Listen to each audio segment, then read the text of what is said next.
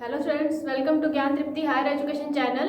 हमारा जो BSc second year का टॉपिक चल रहा था रीमान इंटीग्रल पे, उस पर हम आज कुछ थ्योरम करने जा रहे हैं। जैसे मैंने आपको उसके अंदर कुछ बेसिक डेफिनेशंस करवा दी थी, उन डेफिनेशन अगर आपको अच्छे से आती है, रिलेशन अच्छे से आते हैं, फॉर्मूलाज अच्छे से आते हैं, तभी हम इन थ्योरम्स पे काम कर पाओगे। क्योंकि हर एक थ्योरम के हर एक लाइन के अंदर वो जो चीज़ है, डेफिनेशन है, वो यूज़ होने वाली है। ठीक है, डेफिनेशन हमारे जैसे पार्टीशन की हो चुकी थी, रिफाइनमेंट की हो चुकी थी, norm of P.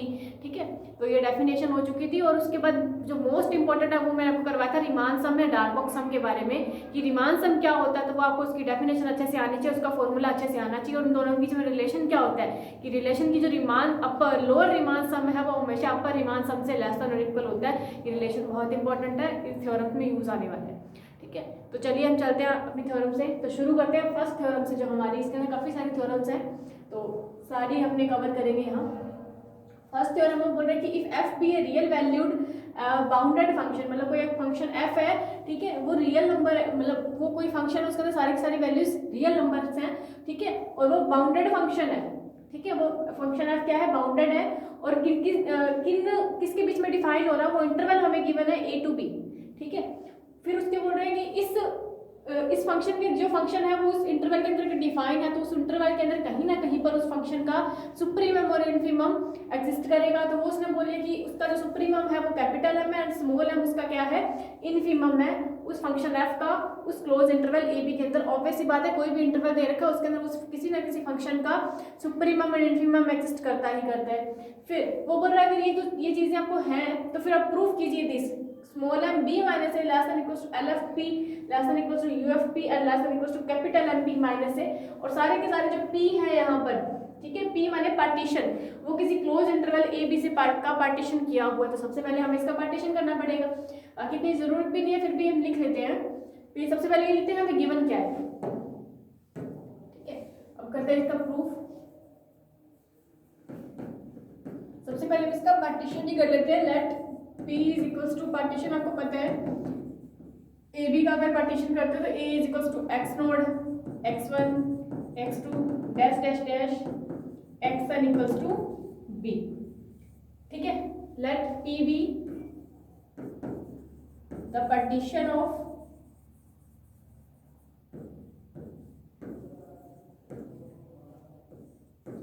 A b.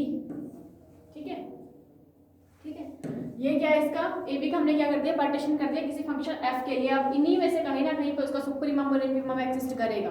ठीक है, पर हमें उसने हमें गिवन करके रखा हुआ है कि इसका जो सुप्रीमम है वो कैपिटल एम है और उसका जो इन्फीमम है वो स्मॉल एम है। ठीक है, तो एंड हमें गिवन क्या है कि capital M and small M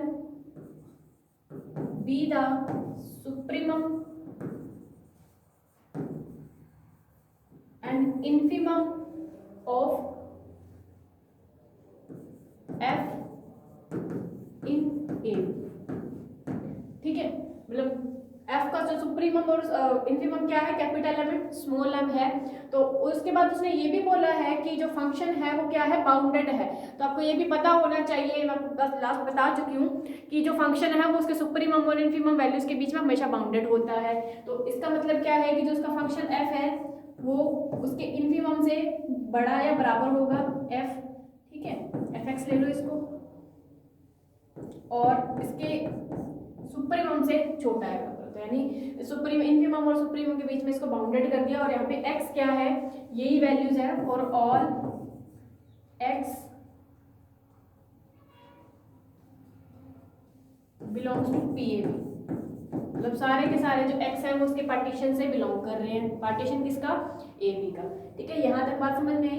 अभी नेक्स्ट देखिए, ये चीज क्लियर है। अब उसने बोले कि जो स्मॉल एम और कैपिटल एम के बीच में बाउंडेड है, तो हम यहाँ पे एक छोटी सी चीज करते हैं जिससे हमको क्लियर हो जाएगा कि किस तरीके से जो फंक्शन है वो उसके सुप्रीमम से छोटा होता है और इन्फीमम से बड़ा होता है। तो जैसे ये ग्राफ ले रहे हैं हम कोई, ठीक है, इसको थोड़ा और बड़ा लेंगे।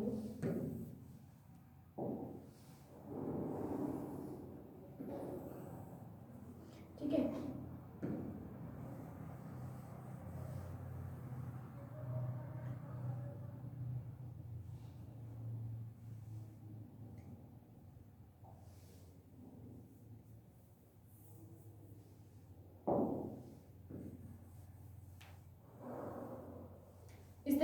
ग्राफ ले रहे हैं, ठीक है। इस पॉइंट पर हम देख रहे हैं, इसको मान लेते हैं कि ये इसका क्या है, इन्फीमम है, ठीक है। सबसे लोएस्ट इस ग्राफ का पॉइंट ये है, सबसे हाईएस्ट कौन है, ये। इसका मतलब इस पॉइंट पे इसका सुप्रीमम, इस फंक्शन का ये जो ग्राफ है ये किसी फंक्शन f का ग्राफ है, ठीक है। और वो सबसे हाईएस्ट वैल्यू ग्राफ की वहाँ है तो वो उसका सुप्रीमम है, यहाँ इसका इन्फीमम है।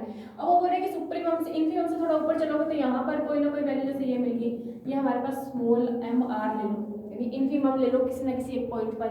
इसी तरीके से यहाँ अगर हम जाएंगे, ठीक है, ये वाली जो वैल्यू यहाँ पर देखेंगे कि सुप्रीमम से जस्ट नीचे की वैल्यू है वो है कैपिटल M R, ठीक है। तो इस तरीके से नीचे आते रहेंगे। इसका कहने का मतलब है कि ऊपर से जब नीचे आएंगे तो सुप्रीमम में वैल्यू घटेगी, बट एक पॉइंट ऐसा आएगा जब वो उसकी जो किसी सुप्रीमम की एक वैल्यू उसकी इन्फीमम की इक्वल हो जाएगी। तो इस कंडीशन के अंदर हम यहाँ पे लिख देते हैं कि जितनी भी इन्फीमम की जितनी भी वैल्यूज है ना वो सारी की सारी इसकी इस कैपिटल M जिसका सुप्रीमम है उससे तो कम ही आती है, ठीक है, उससे तो कम ही आती है। ऐसा हो सकता है कि अपर बाउंड के अंदर कोई एक ऐसा सुप्रीमम वैल्यू पड़ी हुई हो, ठीक है, जो सबसे क्या हो लीस्ट हो, और इसका क्या होता है सुप्रीमम होता है, ठीक है। तो ये सबसे अपर बाउंड के लीस्ट वैल्यू है, बट इसके जो इन्फीमम है वो सारे के सारे सुप्रीमम से कम ही होते हैं। तो ये रिलेशन है। अब इस रिलेशन को ही यूज करके हम आगे थ्योरम को कंटिन्यू करने वाले हैं।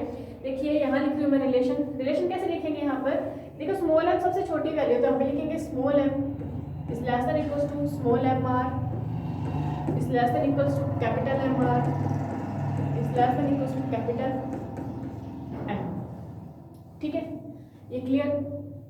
इस रिलेशन से ही लिखा है, नीचे से ऊपर बढ़ रहे हैं अपन, ठीक है। तो उस वे में मैंने यहाँ पे साइन ले लिया, ऑर्डर ले लिया, ठीक है। अब देखिए, अब इसको हम क्या कर देते हैं, सबको क्या कर देते हैं, मल्टीप्लाई कर देते हैं डेल एक्स आर से। अब आपको पता होना चाहिए डेल एक्स आर क्या होता है, ये मैंने आपको जो लास्ट लेक्चर था उसके अंदर बता के गई हूँ। डेल एक्स आर होता है हमारा लेंथ ऑफ सब इंटरवल, किसी भी सब इंटरवल की लेंथ है उसको डेल एक्स आर से शो करते हैं, और डेल एक्स आर का फॉर्मूला होता है एक्स आर माइनस 1। ये फॉर्मूला लास्ट लेक्चर में जाके देख लेना, वीडियो में मिल जाएगा आपको, ठीक है। तो हम इसको सबसे पहले क्या करते हैं, डेल एक्स आर से मल्टीप्लाई कर देते हैं सबको, del x r capital M R del x r and capital M del x r, ये कर दिया सबको डेल एक्स आर से मल्टीप्लाई। ये करने के बाद क्या कीजिए, सबकी क्या लीजिए, लिमिट ले लीजिए फ्रॉम R टू N। तो यहाँ ले रहे हैं limit R to N small m del x r, फिर लिमिट ले लीजिए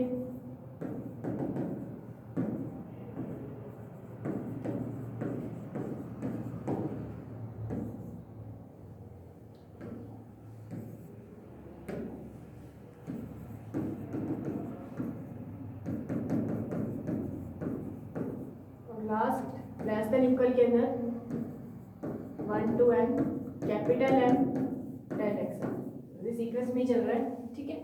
अब देखो यहाँ पर देखिए, अब ये चीज आ गई। अब हमें सिर्फ इसी को उठा के लेके चलते हैं, इसको सॉल्व करते हैं कि इसकी वैल्यू क्या होती है, ठीक है। तो यहाँ पे लिखते हैं कि r equals to 1 to n small m del x r को सॉल्व करते हैं सबसे पहले, ठीक है। इसको जब सॉल्व करेंगे, ठीक है, तो यहाँ से देखिए स्मॉल m है तो स्मॉल m की कोई वैल्यू नहीं है, कांस्टेंट है तो इसको बाहर ले लीजिए, तो ये आ जाएगा कांस्टेंट बाहर 1 to n del x r. अब बात आती है डेल एक्स आर की, वही मैंने बताया कि इसका फॉर्मूला होता है डेल एक्स आर का। तो डेल एक्स आर का फॉर्मूला क्या है,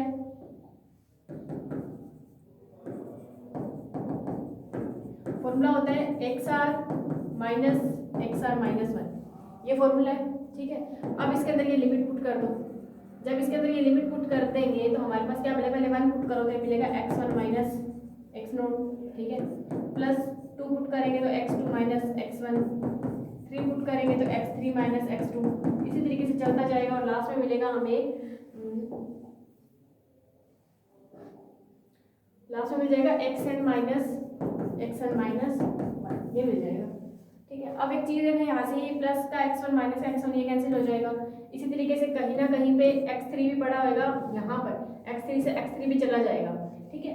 xn माइनस 1 आगे कहीं पड़ा होगा वो भी चला जाएगा, ठीक है। बचेगा xn नोट x नोट, तो यहाँ लिख देंगे xn माइनस x नोट। अब मैंने स्टार्ट में देखो पार्टीशन लिखा था, यहाँ पे पार्टीशन में क्या था कि x नोट है वो a के इक्वल है और xn b के इक्वल है, तो वैल्यू पुट कर दो इसकी, ठीक है। तो यहाँ पर xn की वैल्यू b माइनस है, इसका मतलब इसकी वैल्यू आपके पास क्या आ चुकी है, 1 to n m del xr, इसकी वैल्यू आ चुकी है स्मॉल m b माइनस है। ठीक है, अब सिमिलरली हम इसकी वैल्यू भी निकाल सकते हैं, कैपिटल M del XR की भी निकाल सकते हैं, बस उसका small m and capital M का ही चेंज करना है, वैल्यू सेम आएगी। ठीक है, तो यहाँ पे लिखेंगे हम सिमिलरली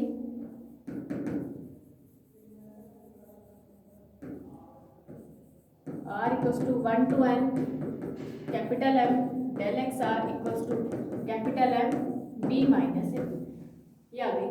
ठीक है, इसको तो इक्वेशन नंबर फर्स्ट जो ऊपर बनी हुई थी हमारी, ये वाली। ठीक है, इसको तो इक्वेशन नंबर फर्स्ट ये वाली। ठीक है, और जो यहाँ बनी है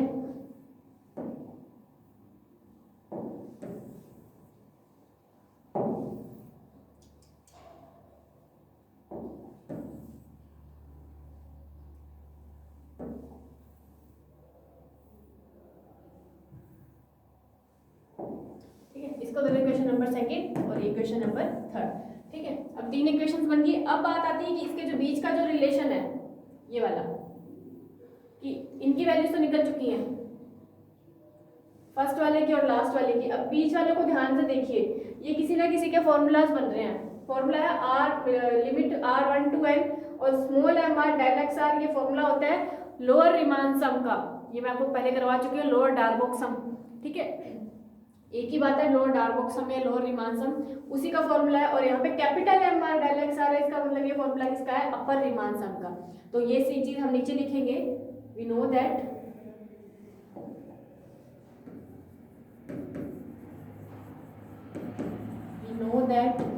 कि जो इसका लोअर रिमान सम होता है, लोअर रिमान सम को आपको पता है LFP से शो करते हैं। ठीक है, वो होता है r equals to 1 to n small m r del xr। ठीक है, और इसका जो अपर रिमान सम होता है वो होता है r equals to 1 to n capital M r del xr, ये होता है। ठीक है, अब बीच वाले दोनों की वैल्यूज भी मिल चुकी हैं, वो भी पड़ी हुई हैं। Then by equation first, first equation क्या थी, सबसे पहले ये वैल्यू पड़ी हुई थी स्मॉल m del xr वाली, तो उसकी जगह पर ये वैल्यू रख देते हैं हम, स्मॉल m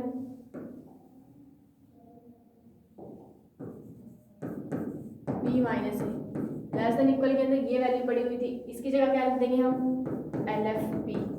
ठीक है, उसके बाद ये वैल्यू पड़ी हुई थी, इसकी जगह क्या लिख देंगे हम, UFP।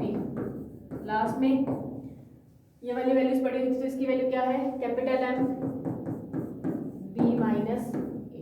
तो सारी की सारी वैल्यूज पुट करने के बाद देखिए क्या हमें रिजल्ट मिला, बिल्कुल मिला, यही प्रूव करना था। स्मॉल m b माइनस ए LFP UFP और capital M B minus a, और यही सेम मिल रहा है हमें, स्मॉल m b माइनस ए LFP UFP और कैपिटल B माइनस ए। तो ये आपको चीज़ प्रूव करनी थी, तो ये है हमारी थ्योरम। ठीक है, तो बहुत अच्छी थ्योरम है, काफ़ी बार एग्जाम पॉइंट ऑफ व्यू में पूछी जाती है, बहुत बार आई हुई है। ठीक है, तो अच्छे से करनी है आपको। मैं दोबारा रिवीजन करवा देती हूँ क्या है इसके अंदर। हमें एक फंक्शन गिवन था जो क्लोज इंटरवल ए और बी के बीच में डिफाइंड था और बाउंडेड था। ठीक है, और उसके सुप्रीमम इन्फीमम हमें गिवन थे, प्रूफ करना था ये तो। और पार्टीशन हमें गिवन था, देखो इसका मतलब हमें पार्टीशन करना था, हमने पार्टीशन कर दिया इस तरीके से, जो मैंने आपको सिखाया हुआ है किस तरीके से करते हैं, प्रॉपर्टी लेस देन। ठीक है, फिर वो बोले कि ये इसके अंदर सुप्रीमम एंड इन्फीमम है, तो एक चीज़ भी आपको पता होना चाहिए कि जो फंक्शन है उसके सुप्रीमम एंड इन्फीमम के बीच में बाउंडेड होता है, तो ये इन्फीमम और सुप्रीमम के बीच में बाउंडेड कर दिया। फिर बात आती है इसके कि सुप्रीमम एंड इन्फीमम के बीच में बाउंडेड होता है तो किस तरीके से बनता है, वो बनता है इस तरीके से।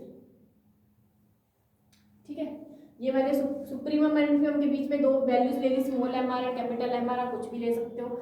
वो लेकर के मैंने रिलेशन बनाया कि नीचे से ऊपर जाते हैं तो फंक्शन बढ़ता रहता है, सुप्रीमम एंड इन्फीमम की वैल्यूज बढ़ती रहती है। तो स्मॉल m r ठीक है, यहाँ से कैपिटल M r और कैपिटल M तक बढ़ी। उसके बाद कुछ नहीं, स्टेप्स याद रखने के, इसको del xr से मल्टीप्लाई करना है पहले सबको, फिर उसके बाद उनको यहाँ पे सब पे लिमिट लगानी है 1 to n। लिमिट लगाने के बाद हर एक की अलग से वैल्यू निकालनी है। सबसे पहले इसकी वैल्यू निकाली है, तो ये मैंने बताया कि ये फॉर्मूला होता है सब इंटरवल की लेंथ का। ठीक है, ये फॉर्मूला लगाकर हमने इसकी वैल्यू निकाली, एज इट इज लास्ट वाले की वैल्यू निकल जाएगी। और जो बीच वाले दो हैं उनका एक फॉर्मूला होता है, ये मैंने आपको लास्ट करवाया हुआ है, लोअर रिमान सम और अपर रिमान सम का LFP UFP का। तो सारी की सारी वैल्यूज इक्वेशन नंबर फर्स्ट में पुट कर दीजिए, रिजल्ट मिल जाएगा। ठीक है, तो ये थी थ्योरम नंबर 1। ठीक है, अब आते हैं इसकी नेक्स्ट थ्योरम पे। ठीक है, सबसे पहले हम इसका स्टेटमेंट लिख लेते हैं क्या है। इसका स्टेटमेंट है कि if P1 P2 is belongs to PAB, तो ये थ्योरम का स्टेटमेंट कि उसने बोला कि अगर P1 और P2 कोई दो पार्टीशन है, कोई भी इंटरवल है A एंड AB, ठीक है, उस इंटरवल के दो पार्टीशन ले लिए P1 एंड P2। अब आपको यहीं से स्पष्ट हो जाना चाहिए कि मैंने आपको बताया था, डेफिनेशन करवाई थी, अगर किसी भी इंटरवल के अगर दो पार्टीशन है तो दोनों में से एक जो है वो एक दूसरे का क्या होता है, रिफाइनमेंट होता है। ठीक है, क्या होता है, रिफाइनमेंट होता है। यानी जैसे अगर P1 P2 दो अगर पार्टीशन है तो P2 P1 का रिफाइनमेंट होता है। ठीक है, तो उसको शो, अगर इसी तरीके से अगर दो पार्टीशनों को अगर अपने यूनियन ले लेते हैं, ठीक है, दो पार्टीशन देखकर अगर अपने यूनियन ले लेते हैं तो वो यूनियन से बना हुआ जो पार्टीशन है वो होता है कॉमन रिफाइनमेंट होता है। उसको अपने क्या बोल देते हैं, जो पार्टीशन बनता है वो हमारा कॉमन रिफाइनमेंट होता है। तो ये डेफिनेशन मैंने सारी करवाई हुई है, ठीक है, वो आप देख लीजिए। अब वो बोलेंगे अगर है तो आपको प्रूव करना है कि LF P1 का मतलब है कि P1 पार्टीशन के लिए, यानी P1 पार्टी जो F का जो P1 पार्टीशन के का जो लोअर रिमान सम है, P1 पार्टीशन के जितने भी एलिमेंट है, ठीक है, उनको मिला करके जो उनका लोअर रिमान सम बनेगा वो जो है हमेशा लेस देन इक्वल टू होता है P2 पार्टीशन के अपर रिमान सम से। ठीक है, और सेकंड हमें प्रूव करना है कि P2 पार्टीशन का जो लोअर रिमान सम है हमेशा कम या बराबर होता है P1 पार्टीशन के अपर रिमान सम से। ठीक है, या फिर इसको इस तरीके से भी बोल सकते हैं कि लोअर डार्बुक सम है वो कभी भी अपर डार्बुक सम से बड़ा नहीं होता, यानी उसको एक्सीड नहीं करता। Lower Darboux sum never exceed any of the upper Darboux sum, मतलब जो लोअर रिमान सम है कभी भी अपर डार्बुक सम से या अपर रिमान सम से बड़ा नहीं हो सकता। ये देखो दोनों में लोअर रिमान सम है और दोनों ही कंडीशन के अंदर वो हमेशा अपर रिमान सम से कम ही है। ठीक है, तो इन दोनों कंडीशन को अपने अलग अलग लेके चलेंगे। तो देखिए प्रूफ कैसे करते हैं इसको। ठीक है, अब हमें P1 और P2 दो पार्टीशन दे रखे हैं तो हम इसका क्या कर लेते हैं, कॉमन रिफाइनमेंट ले लेते हैं दोनों का। ठीक है, तो लेट P1 यूनियन P2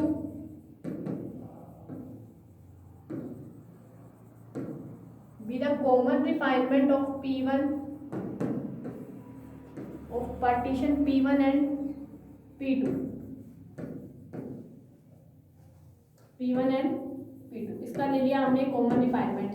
तो कॉमन रिफाइनमेंट को P1 यूनियन P2 बोलते हैं। तो इसका मतलब क्या है, अगर P1 यूनियन P2 रिफाइनमेंट है, इसका मतलब P1 का रिफाइनमेंट हो, इस तरीके का साइन लगाते हैं। ठीक है, एंड अगर P2 का भी रिफाइनमेंट है, यानी P1 यूनियन P2 और P2 का भी रिफाइनमेंट है तो इस तरीके का साइन लगा देंगे। ठीक है, यानी P1 यूनियन P2, P1 का भी रिफाइनमेंट है और P2 का भी रिफाइनमेंट है, ये चीज आ गई। अब हम क्या करते हैं, इनको अलग अलग लिखते हैं। ठीक है, अब इसको थोड़ा अलग करके लिख लेते हैं कि अगर दोनों कंडीशन के लिए अलग अलग प्रूफ करेंगे, पहले इस कंडीशन को लेके चलेंगे और लेंगे फर्स्ट कंडीशन प्रूफ कर देंगे P1 के लिए, सेकंड कंडीशन को लेके चलेंगे तो सेकंड के लिए प्रूफ कर देंगे। तो दोनों कंडीशन अलग अलग लेके चलनी है हमें। ठीक है, तो अब सबसे पहले लेते हैं इफ, इस कंडीशन के लिए कर रहे हैं if P1 union P2 is a refinement of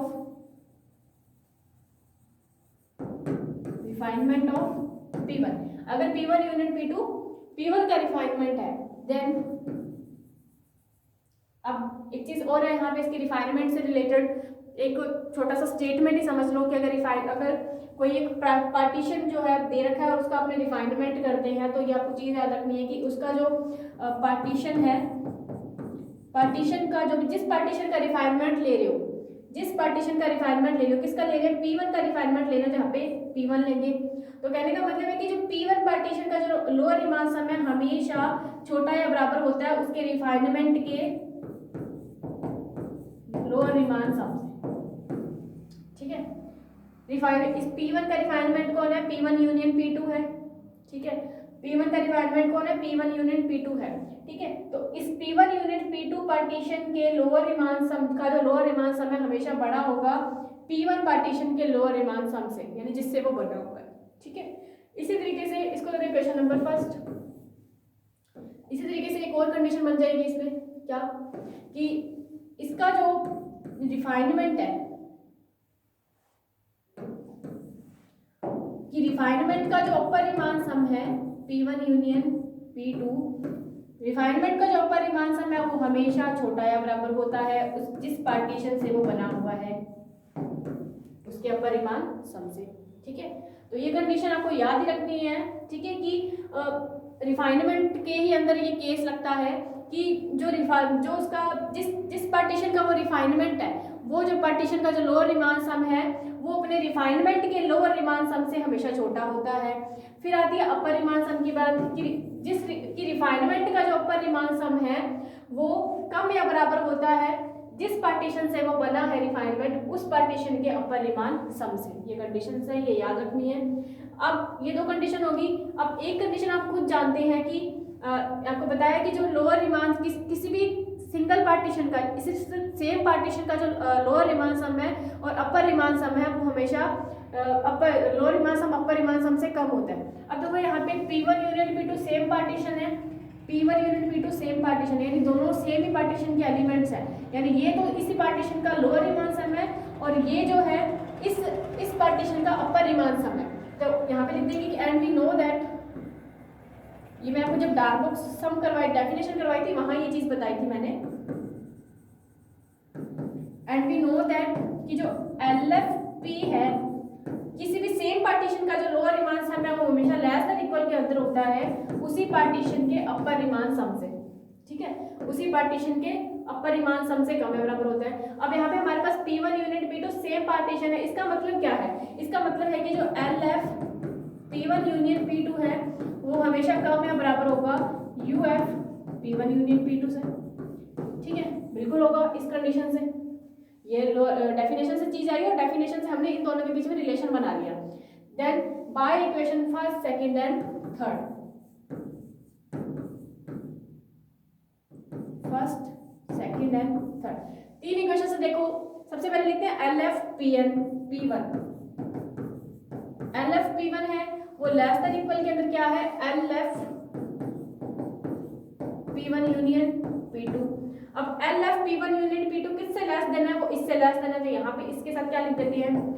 UFP1 union P2 लिख देते हैं। ठीक है, अब UFP1 यूनियन P2 किससे लेस देन है? ये लेस देन है UFP1 से, तो ये लेस देन हो गया UFP1 से। ठीक है, इन तीनों से हमारे पास ये कंक्लूजन निकलता है। इसको दे दो क्वेश्चन नंबर 4। ठीक है, अब यहाँ तक तो काम हमारा खत्म हुआ है सिर्फ कि अगर P1 यूनिट P2 है वो P1 का रिफाइनमेंट हो। अभी इस काम हमने सिर्फ P1 के लिए करा है। अब हमारे पास जो सेकंड कंडीशन बची हुई है ये वाली, इसके लिए भी करना पड़ेगा, तो इसके लिए सारा करने की जरूरत नहीं है, हम इक्वेशन नंबर 4 से डायरेक्ट बना देंगे। कैसे लिखेंगे यहाँ पर?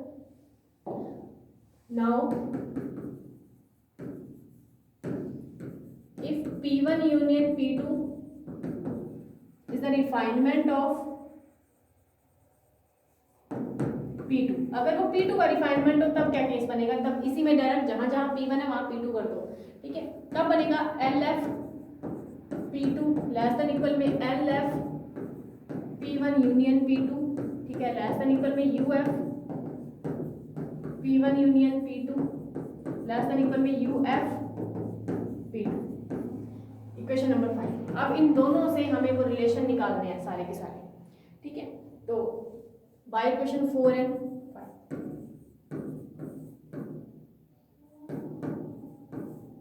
ठीक है, इन दोनों इक्वेशन से देखिए क्या निकलता है। अब देखिए जो LFP1 है, ठीक है, यहां से देखो LFP1 है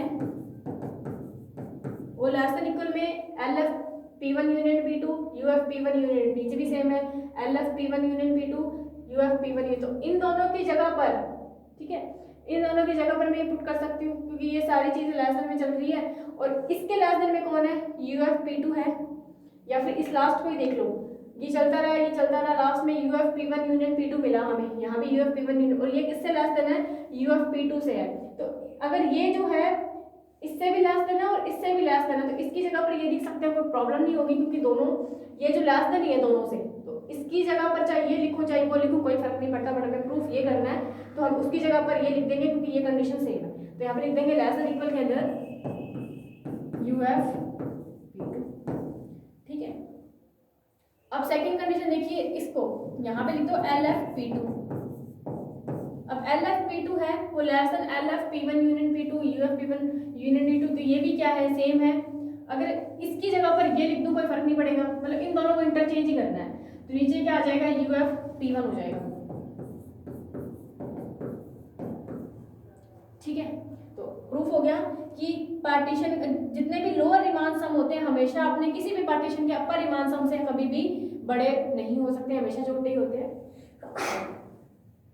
ठीक है, तो यही आपको प्रूफ करना था। देखिए LFP1 less than equal to UFP2 और LFP2 less than equal to UFP1।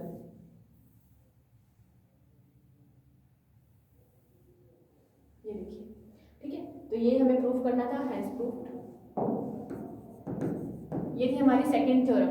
ठीक है, अब यहाँ पे जो हमने रिफाइनमेंट वाला जो मैंने कॉन्सेप्ट यूज करा है वो कॉन्सेप्ट बहुत इंपॉर्टेंट है कि किसी भी पार्टीशन के रिफाइनमेंट का जो लोअर रीमान सम है, ठीक है, वो हमेशा क्या होता है, बड़ा होता है किसी भी पार्टीशन के लोअर रीमान सम से, जिस पार्टीशन से वो रिफाइनमेंट बना है। एंड अपर रीमान सम के अंदर क्या होता है कि रिफाइनमेंट का जो अपर रीमान सम होता है वो हमेशा कम या बराबर होता है किसी भी पार्टीशन के अपर रीमान सम से। तो ये कंडीशन आपको याद रखनी है। ठीक है, अब नेक्स्ट आ जाइए नेक्स्ट थ्योरम के ऊपर। लास्ट थ्योरम कर रहे हैं हम इसकी।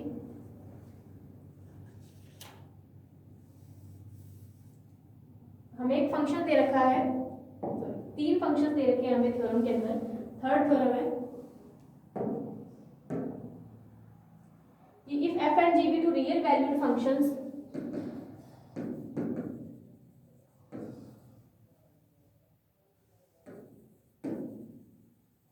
be two real valued function defined on a b,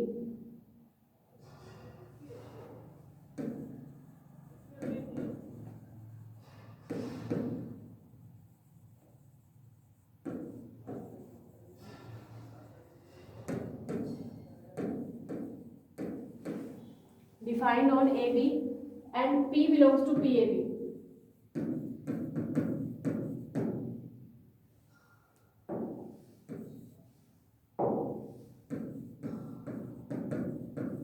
Then proof करना है, इसकी फर्स्ट केस है कि LF plus G P is less than equal पे LFP plus LGP। ठीक है, फिर बी कंडीशन है इसकी कि UF plus G P is less than equals to, यहाँ पे ग्रेटर देन का साइन आएगा और यहाँ लेस देन इक्वल के अंदर UFP प्लस UGP, ये प्रूफ करना है। ठीक है, अब हमें क्या गिवन है कि दो फंक्शन f एंड g है, ठीक है, वो रियल वैल्यूड फंक्शन है और क्लोज इंटरवल ए बी के अंदर डिफाइन हो रहे हैं। ठीक है, और p कोई पार्टीशन है। ठीक है, और p कोई पार्टीशन है तो ये कंडीशन हमें प्रूफ करनी है। तो सबसे पहले हमें जो फंक्शन दे रखे हैं फंक्शन का सुप्रीमम और इन्फीमम पता होना चाहिए। तो प्रूफ के अंदर सबसे पहले इनका सुप्रीमम और इन्फीमम में मानते हैं। और ठीक है, और इसके अंदर देखो ऊपर तो हमें दो ही फंक्शन दे रखे हैं, बट जब प्रूफ करना है वहाँ पे एक फंक्शन और दे रखा है, इन दोनों के सम का जो फंक्शन बना हुआ है वो f प्लस जी। तो हमें तीन फंक्शन लेके चलने पड़ेंगे। तो तीनों फंक्शन के लिए लेते हैं लेट, तीनों फंक्शन का सुप्रीमम इन्फीमम लेते हैं। ठीक है, let small M R dash and capital M are dash with supremum sorry infimum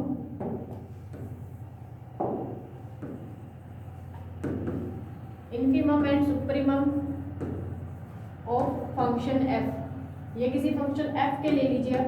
ठीक है, अब आपको पता है कि जो फंक्शन है वो उसके सुप्रीमम और इन्फीमम के बीच में बाउंडेड होता है। तो यहाँ पे लिख सकते हैं कि small M R dash is less than equals to fx is less than equals to capital M are dash, ये लिख दिया। Similarly small M R double dash and capital M are double dash ये supremum होंगे with the infimum and supremum of function g। ठीक है, तो इसका मतलब क्या होगा, जो g फंक्शन है वो इन दोनों के बीच में बाउंडेड होगा gx।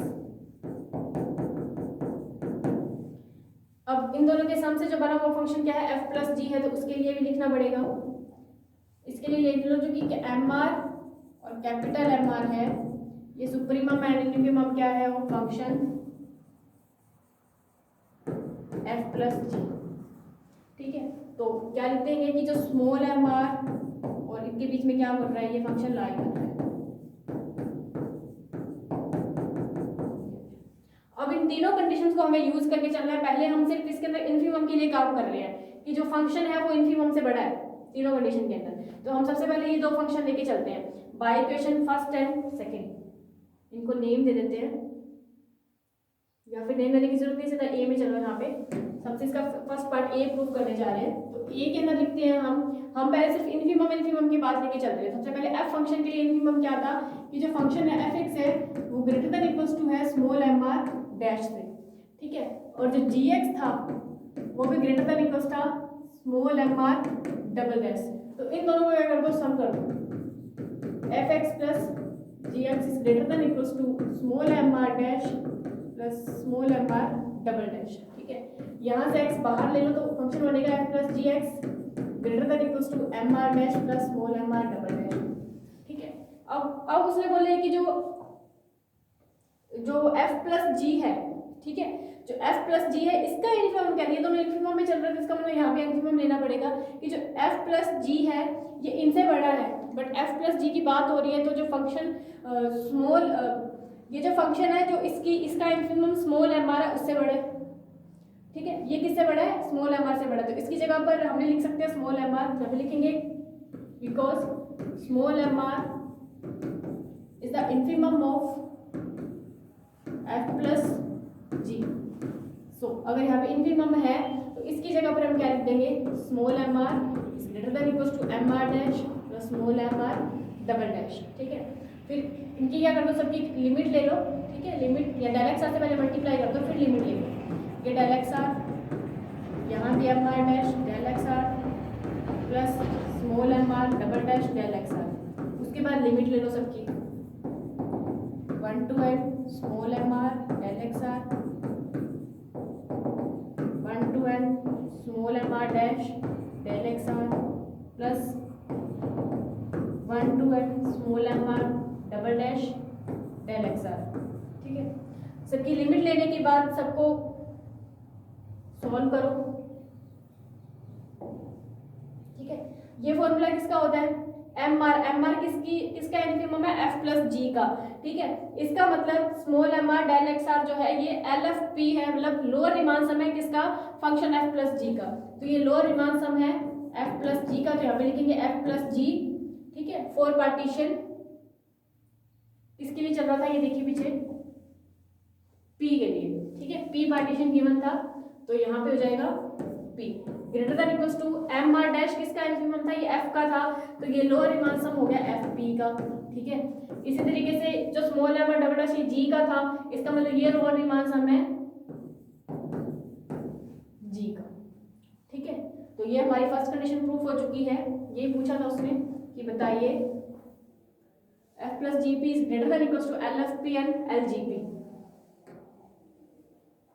ठीक है, ये होगी फर्स्ट कंडीशन। अब चलते हैं इसकी सेकंड कंडीशन के अंदर। ये फर्स्ट थी जिसके अंदर मैंने सारे के सारे इन्फीमम का रिलेशन लिया था, अब लेना है इसके सुप्रीमम का रिलेशन। ठीक है, सुप्रीमम का रिलेशन क्या होगा, बी के अंदर कि जो फंक्शन है वो लेस देन इक्वल टू होगा, इस फंक्शन का जो सुप्रीमम था वो क्या था, एम आर डैश था। ठीक है, और जी एक्स फंक्शन का सुप्रीमम क्या था, capital M are double dash था। फिर से क्या कर दो, इनको सम कर दो, एफ एक्स प्लस जी एक्स कर दो, यहाँ से मिलेगा m are dash plus capital M are double dash. X common लेंगे यहाँ से तो f plus ji x m are double dash. ठीक है, फिर से कि अब इसका सुप्रीमम की बात हो रही है तो यहाँ पे लिख देंगे कि चूंकि m are is the supremum of f plus g. अगर इसका सुप्रीमम है तो यहाँ पे इसका सुप्रीमम पुट कर दें, M are is less than equals to M are dash plus capital M are double dash. ठीक है, फिर से इसको डेल एक्स आर से मल्टीप्लाई कर देते हैं, उसके बाद इन सबकी क्या ले लेंगे, लिमिट ले लेंगे। अब इसकी ले ली लिमिट,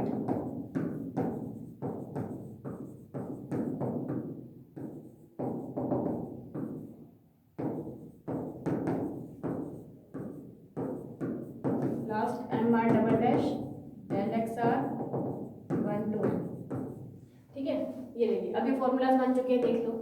ये फॉर्मूला जो है हमारा अपर रीमान सम का है। अपर रीमान सम के अंदर फंक्शन किसका है, एफ प्लस जी का फंक्शन की इन्फीमम है, ये सुप्रीमम है, ठीक है। तो ये होगा upper Riemann sum of f plus g on partition P, ठीक है। ये क्या है, एफ पी का है तो ये हो जाएगा यू एफ पी, ये जी का है तो ये हो जाएगा यू जी पी, ठीक है। तो यही हमारी इसकी सेकंड कंडीशन थी।